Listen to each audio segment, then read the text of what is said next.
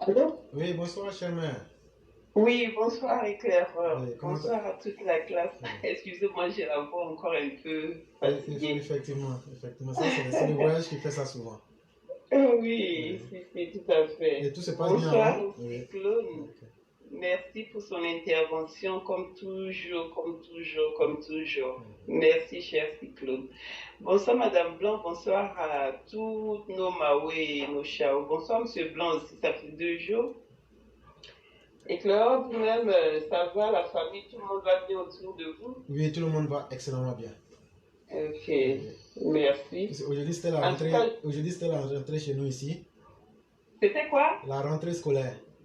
Ah, Oui, c'est ce qui a d'accord. fait que j'étais en retard en fait. Ah, d'accord. Non, non, non, non, non. On aurait pu vous excuser aujourd'hui si, non, si on avait su. Ne faites pas ça, éclaireur, s'il vous plaît. Quand même, quand même.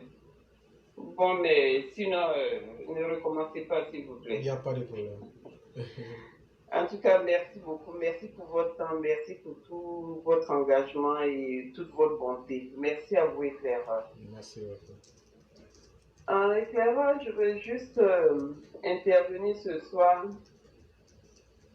pour revenir un peu sur le sujet de la formation du militant et qui est relative à nos malfaiteurs d'opposants, bien entendu. Vous avez renouvelé cette importante demande, encore je crois il y a 2 jours, dans l'émission d'avant-hier, je pense, qui est de former les militants. Alors, presque tout le temps, je sais que nous le savons tous, presque tout le temps, et avant-hier encore, vous l'avez fait, euh, de renouveler cette demande-là. Et je crois que c'est parti de M. Sundiata qui a évoqué ça dans son intervention. Et j'ai beaucoup salué déjà cela parce que la question est aujourd'hui, elle est cruciale et pour une situation qui apparaît de plus en plus, je vais dire, critique. Et cette question de la formation des militants est cruciale. C'est pour ça que moi, j'essaie de revenir un peu là-dessus ce soir pour voilà, éveiller encore les consciences là-dessus et vraiment faire du réel avec de cette histoire.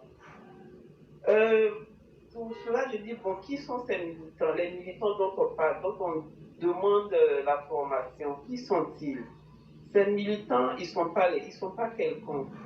Ces militants sont, et depuis toujours, ceux-là même, en fait, c'est des braves gens qui ont vécu, qui ont vécu toutes sortes, qui en ont vécu toutes sortes et ont subi de toutes sortes. Alors, on le rappelle tout le temps ici euh, que ces militants sont la base et cette base-là, moi je dis, enfin, je enrage, enfin, cette base-là, je dis que si on ne la maintient pas, elle va tomber en ruine. Et ça, c'est ce que vous ne cessez de rappeler depuis tout le temps ici concernant la formation de nos militants et ce qu'il faut leur apporter. Et ces incompétents qui sont à la tête du RHDP, ils n'en ont aucune compréhension. Et ça, c'est ça qui me fait mal de plus en plus. Qu'est-ce qui me fait mal dedans? On n'aurait même pas besoin de leur dire qu'il faille faire ça. On n'a pas besoin, c'est pas à nous de leur expliquer le sens même du militantisme et ce qu'il faut en apporter. Mais en plus, on leur fait ces rappels-là, ces recommandations, sans qu'il en advienne quelque chose. Et ça, aujourd'hui, éclaireur, vu la situation qui se profile à l'horizon, c'est inquiétant et c'est de plus en plus inquiétant. Donc, cela m'amène, éclaireur, ça c'est une énième demande qu'on fait concernant la formation de nos militants. Et ceci devient impératif. nous ne voulons plus attendre pour avoir quelque chose, pour voir quelque chose se faire. Et nous serons dans l'obligation, et c'est ça qui demande mon intervention ce soir, nous serons dans l'obligation de, de tenir pour coupables tous les responsables de ce parti qui pourrait, de tout ce qui pourrait arriver pour avoir refusé d'écouter et anticiper le faire, et anticiper voilà, une quelconque désastreuse situation.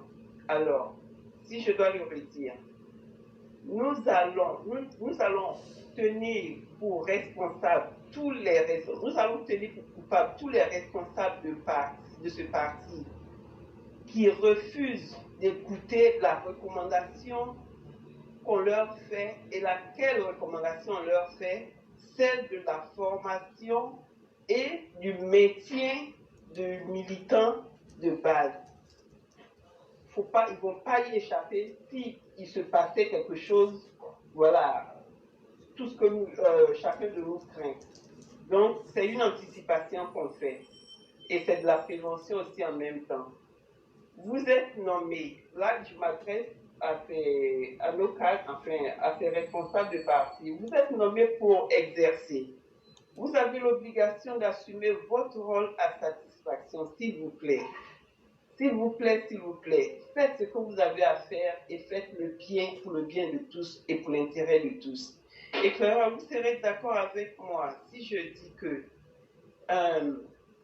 ces nominés du pouvoir s'ingurgitent tous les postes et ne savent même pas faire à la fin, ne savent rien faire à la fin, mais que de la politique politicienne. Qu'est-ce qu'ils font? Ils sont là, effectivement, ils portent de gros titres, comme on le voit, ils sont soit ci, soit ça, pour ne rien savoir faire. Si ce n'est de la politique politicienne, comme on le voit, les arrangements politiques, les détournements de fonds, voilà, se présenter en demi-dieu, ne rien faire d'intéressant ou bien ne rien apporter à nos populations, si ce n'est quelques-uns, voilà, à l'exception de quelques-uns bien sûr. Mais en tout cas, c'est à peine qu'on voit nos politiciens en action. Donc, nous avons un bon exemple que je vais en citer, et là, permettez-moi de le dire encore, je suis désolée, mais je vais mettre le nom là-dessus. L'exemple de tout ce que je suis en train de ce que je suis en train d'évoquer ce soir est de Kandia Camara, qui, en mon sens, fut un temps où elle demandait qu'on ne prête pas attention aux militants du RDR parce qu'ils seraient trop demandants, tandis que elle, je suppose, je peux me le permettre de le dire, tandis qu'elle se permet voilà, toutes les largesses du pouvoir, on peut dire ça comme ça, des budgets qu'on lui aurait confiés qui, je suppose, n'arrivent pas toujours à bon port. Ça, c'est moi qui le dis, hein, mais je peux pas, Kandia Camara ne peut pas nous dire que la richesse,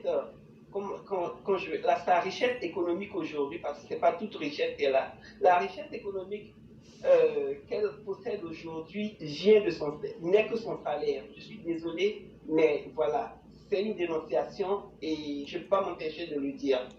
Donc, qu'elle essaie de voir un peu sa position par rapport à ce qu'elle dit et ce qu'il y a à faire pour ses militants. Elle a été militante elle-même. Je ne pense pas qu'elle aurait voulu qu'on la traite comme elle traite ceux d'aujourd'hui, enfin, les militants de base aujourd'hui. Donc, elle a un rôle à jouer pour remédier à tout ce qu'il faut pour avoir une bonne base de militants. Donc, voilà. À cela, je vais dire quoi? Tout le monde a constaté aussi ces lacunes-là de Kandia Camara. Et aujourd'hui, j'ai envie de lui dire que Kandia Camara, en mon sens,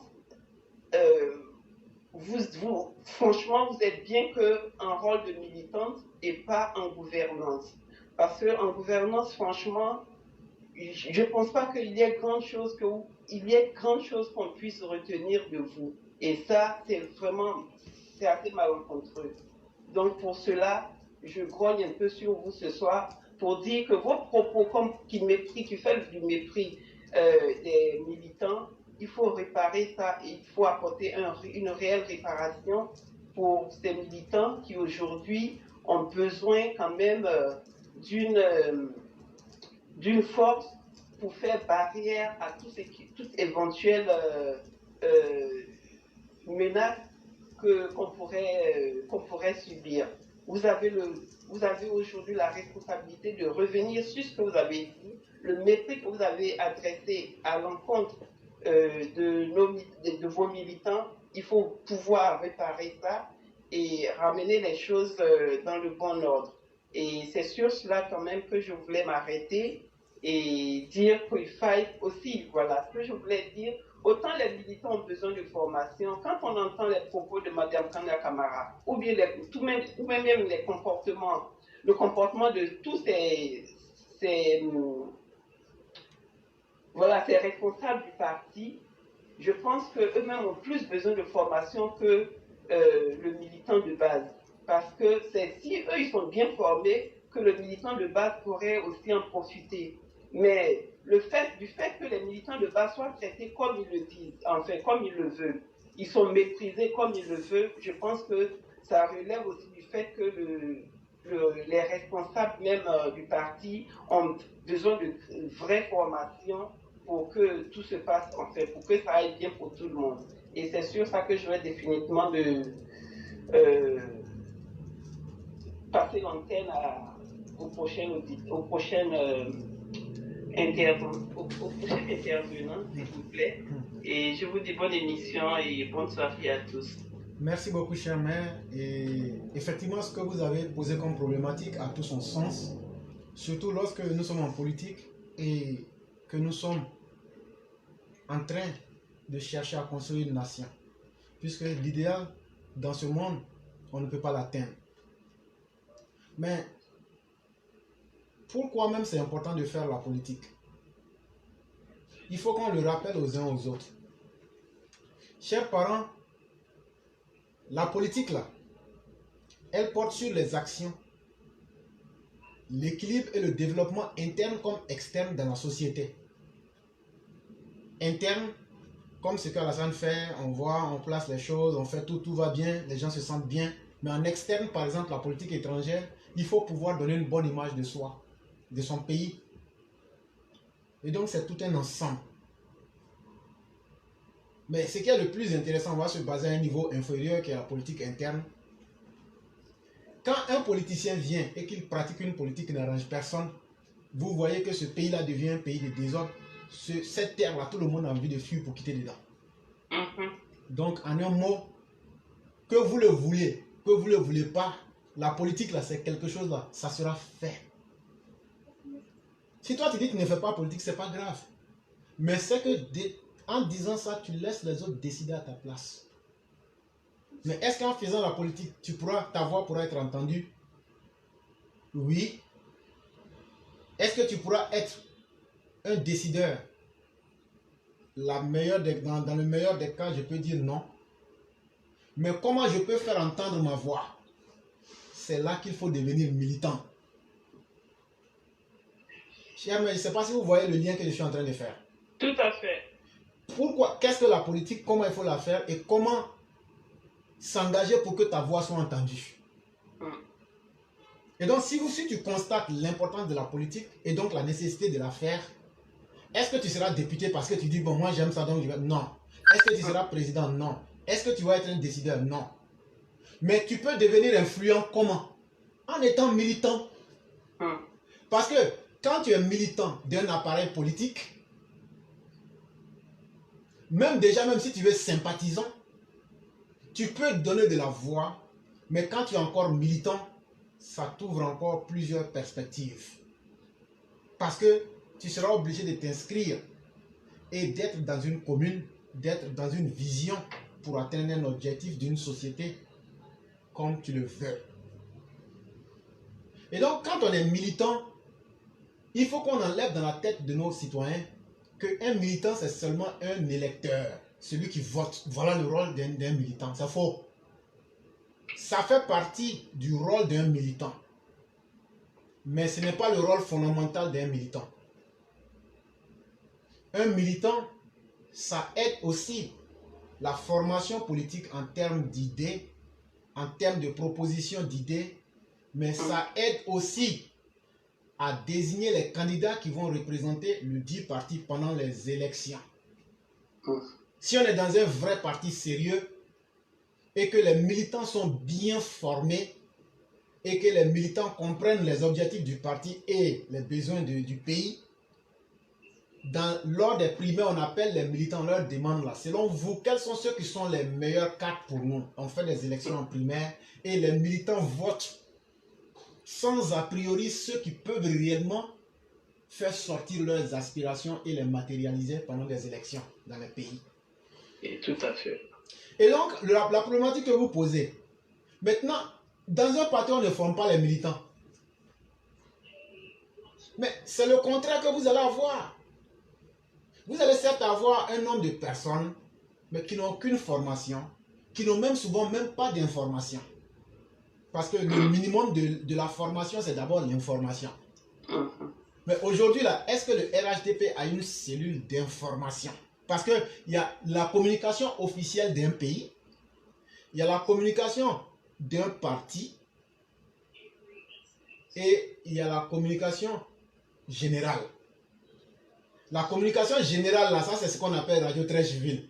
Ah, on m'a dit que Madame Aki était en Côte d'Ivoire. Bon, on va voir après. Ça peut être vrai comme ça peut être faux. En tout cas, l'information est lancée. On appelle ça aussi Congosa et autres.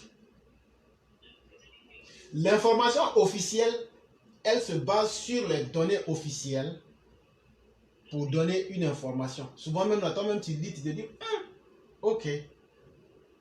Mais l'information du parti, c'est une information qui est calculée en fonction des besoins du parti. Aujourd'hui, il y a combien de cyberactivistes? Il y a combien de militants qui peuvent me dire, voilà les informations de notre parti et comment il faut les utiliser pour atteindre les objectifs qu'on veut? Il n'y en a pas.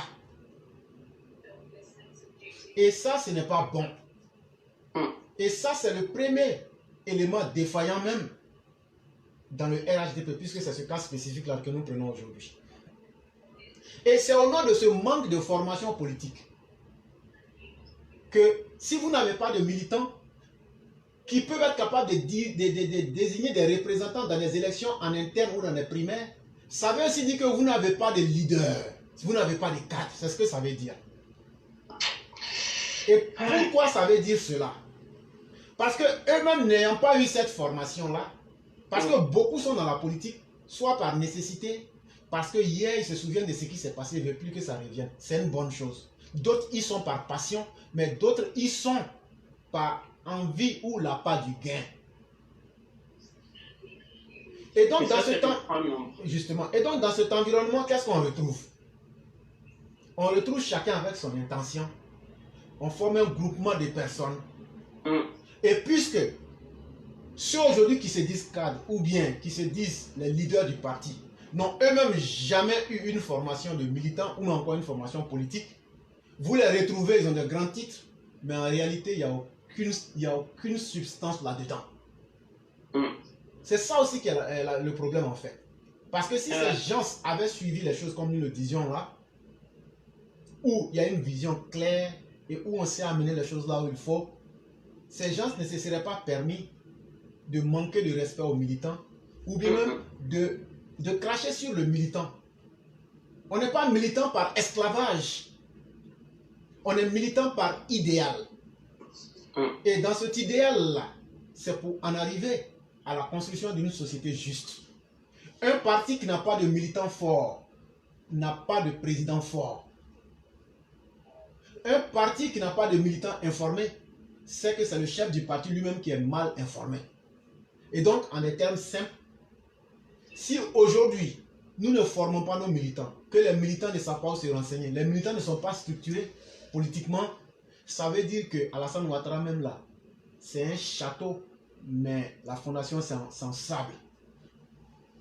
Ouais. Parce qu'un militant, quand il est bien formé, il y a une manière en fonction des besoins du parti de relayer l'information. Il peut anticiper pour essayer de maintenir les consciences.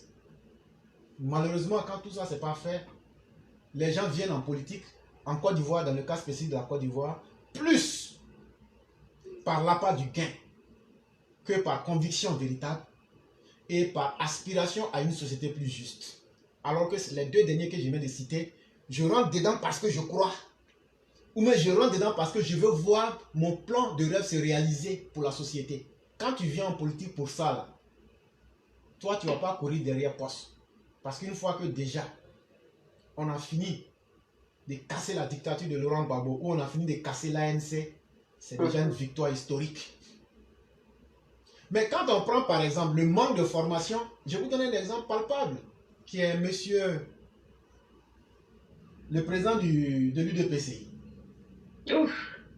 Regardez ce monsieur-là qui dit non, parce qu'il y a beaucoup de choses qu'on sait, mais souvent on le dit. Qui dit, non, si je suis parti derrière Soro, comme ils avaient dit, si ils arrivent à enlever Ouattara, on va me nommer président de l'Assemblée nationale. Bon, comme il n'a pas eu ça maintenant, il va revenir encore, il va se déculoter encore, il va venir dans RHDP là. Mais tu vas apporter quoi? Voilà la vraie question. Mais comme nous sommes en politique, et que ce n'est pas seulement ce qui est visible qui fait toujours l'impact politique, même quand tu as un poids mort, tu peux l'utiliser à un moment. Mais en réalité, ce n'est pas un modèle qu'il faut suivre. Parce que ça ressemble plus à la culture de la médiocrité qu'à quelqu'un qui peut apporter quelque chose de positif. Et malheureusement, quand quelqu'un devient militant, s'il veut prospérer en politique sous nos tropiques, il doit d'abord être un très bon lèche-bot. Il doit se coller à un politicien, être le faire-valoir de ce politicien-là. Et petit à petit, et selon le bon vouloir de ce politicien, on va lui donner un petit poste, parce que c'est un individu manipulable et manipulé. Et lui-même, il est donc, puisque lui, il a accepté d'être manipulé, ça ne veut pas dire qu'il est bête. Comme lui, il veut réussir à tous les coups, il accepte. Mais quand lui, il sera demain le chef ou il aura un poste, cher mère, il devient pire parce qu'il n'allait en réalité pas à l'école du militantisme ou de la conviction ou encore moins même d'un rêve social. Mais il allait à l'école de la manipulation. Donc lui-même, quand il se retrouve, ne soyez pas surpris qu'il ait 15 postes. Parce que tout le mal qu'il a subi en étant un manipulé, en étant un faire-valoir, il se dit, je ne ferai de quartier à personne. Et je vais m'accaparer de tout. Et je n'aurai des sentiments aucun pour la société. Je ne penserai qu'à moi-même. Mais si Alassane Ouattara voulait penser à lui-même là, il n'allait jamais venir en Côte d'Ivoire. Alassane Ouattara lui-même, il a combien de postes? Et ça aussi, c'est un véritable problème même qui tue le parti.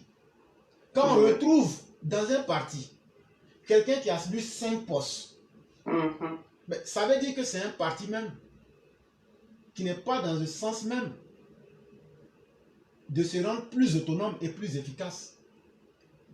Parce que dans une république, nous-mêmes, on se souvient quand on était dans l'opposition, on a critiqué le cumul de postes. Mais aujourd'hui, est-ce que les gens du RHDP ne font pas de cumul de postes? Tu retrouves quelqu'un qui est directeur d'une société, il est chef de cabinet dans un ministère, il est conseiller à la primature, il est peut-être, je ne sais pas, quelque chose d'autre à la présidence. Tout ça pour accumuler. Mais sans se dire que, est-ce qu'il n'y a pas d'autres personnes qui pouvaient mériter quelque chose d'autre? Sans même penser au parti. Et voilà autant de problèmes. Et voilà autant de choses que, à l'épreuve du pouvoir aussi, le RHDP doit être capable de s'interroger en interne et de trouver des solutions.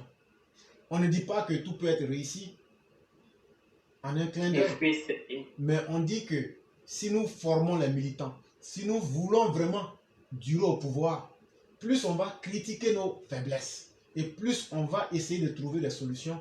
Cela va nous rendre toujours plus forts et ça va nous permettre d'anticiper sur les événements.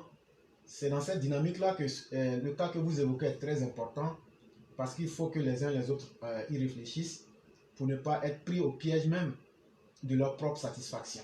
C'est vraiment important. Merci, Clément. Mhm.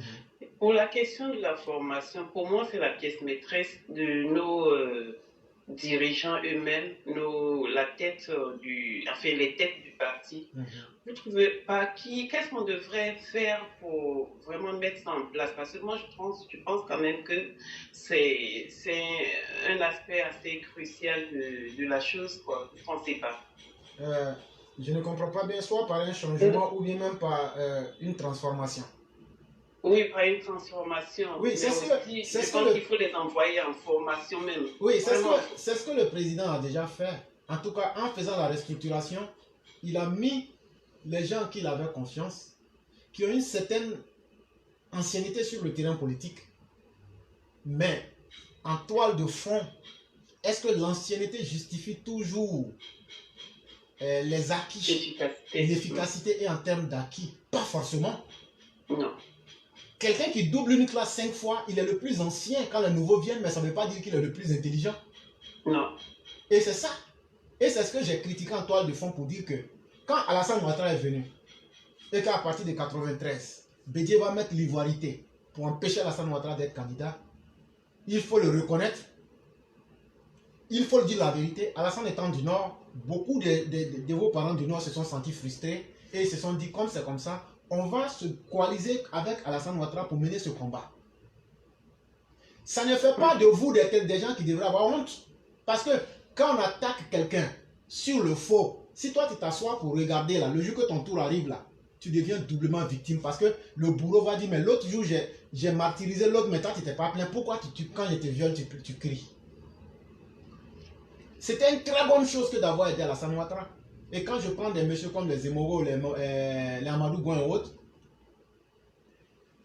ils n'avaient pas de formation politique. Je n'ai pas dit qu'ils n'avaient pas de formation professionnelle. Mais parler de politique même pour dire j'ai fait ça. On va me dire, mais est-ce qu'il faut forcément aller dans une école? Pas forcément. Mais l'expérience que l'on peut acquérir quand on fait une formation, ça peut être un background qui va te permettre de comprendre certaines choses. Absolument. C'est pourquoi on a les Sciences Po, c'est pourquoi on a les écoles de formation, c'est pourquoi dans les vrais partis à travers le monde, on forme les militants. Il y a les pionniers et nous sommes reconnaissants à ces pionniers-là. Maintenant, l'héritage qu'ils ont laissé là, est-ce que cet héritage-là, il y a du sens là-dedans? Est-ce qu'il y a de la substance? Est-ce qu'il y a de la quintessence là-dedans? C'est ça qu'on est en train d'interroger. C'est ça. Puisque dans la mentalité de beaucoup, c'est un combat qu'on a mené dans les temps durs, on est arrivé là, donc, mais ça ne fait pas un bagage. Ça ne fait pas un bagage. Il faut réellement une ligne claire et une stratégie de formation claire et faire entrer les gens dans ce moule. C'est de cela qu'il est question. Malheureusement, dans nos pays africains, la politique ne se mène pas sous cette base-là. La politique se mène d'abord, non, on a été les premiers, donc on va imposer nos idées. On a été les premiers, tels que nous voyons la vie, c'est comme ça que tout le monde doit voir la vie. Alors que tel ne devrait pas être le cas, il doit y avoir des schémas bien clairs en termes de formation qui peuvent aider. Et c'est de cela qu'on est en train de parler. Sinon, la respiration est faite. Mais même quand vous regardez, il y a des zones d'ombre où vous voyez par exemple des militants aux élections départementales qui ont été imposées. Ouais. Ça veut Et dire... Kandia Camara était encore cité dedans. Effectivement. Mais même qu'on me le dise ou pas, on en a parlé ici, mais on n'a pas vu une décision forte du directoire pour dire non, il faut que ça cesse. Et donc ça nous rejoint, ça nous ramène au manque de formation. Justement, parce que les intérêts individuels priment toujours au détriment de l'idéal et de l'objectif qu'on devrait atteindre. Comment rendre la base plus forte avec des personnes vraies qu'elles auraient présentées pour solidifier même le chef qui est en haut de nous. Absolument. Et ça, c'est des choses auxquelles il faut penser si vraiment le RHDP... Et c'est pourquoi malheureusement dans nos pays africains, une fois que le chef n'est plus, le parti meurt. Ah. Ça aussi, il faut signaler ça. Absolument. Voilà, parce que la formation n'y est pas. Et là où il n'y a pas la formation... En fait, la formation, c'est comme un diplôme. C'est pas, pas le diplôme qui te fait. Le diplôme, c'est un papier. Mais puisque tu as fait ça là, tu sais le cheminement. Et donc, même si tu n'as plus le boulot, mais la formation que tu as eue là, ça peut toi-même te permettre de faire quelque chose d'autre.